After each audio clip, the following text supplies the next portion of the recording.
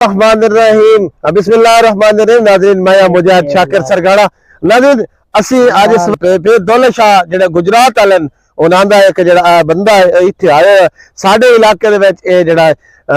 अपना मुख्तलिफ जेड़ा दरवाजे ते जाते खैरात जेड़ा ओदा सिलसिला जेड़ा ओ लै रही है, ये दुआ कर रही है तुहाडे वास्ते ते तुसा सारे लोगों वास्ते जेड़ा कि वीडियो वेंदे पियो तुसा सारे वास्ते दुआ कर रहा जी। मजीद इरान दे अल्फाज केड़ी दुआ करो जी। मेशला माला शान नंग तोरी ओन जेड़ा हाथे उत्ते लगी हुई ओ भी प्रेशर पठान शिंदे कौम नारा मारो या अली दैट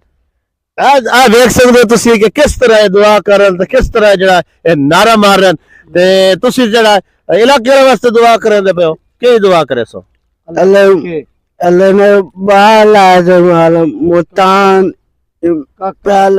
काका दे वाला पठान शिंदे जेड़ा टीवी विच आता कासा पठान इना दी जेड़ी तुसी गाल सुनदे पियो आदा अल्लाह ताला सारे नु काके देवे जी। ए जेदे काके हैं नानू ही काके मिलन जिन्हां दे नहीं काके नानू ही काके जिन्हां दे सारे नु काके ही काके लात दे हुए ते मुल्तान किवे जाओ मुल्तान जाओ मुल्तान लाज साहब मेनू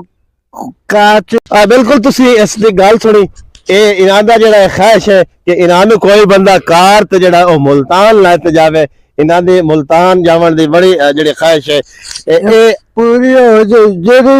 मेरे माला खाले जेड़े टीवी विच आता कासम जेड़ा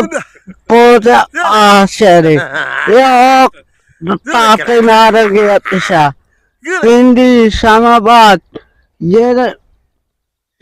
ए पिंडी इस्लामाबाद जिथे जिथे जावना चाहता इनू ला जावना सारे एदी दुआई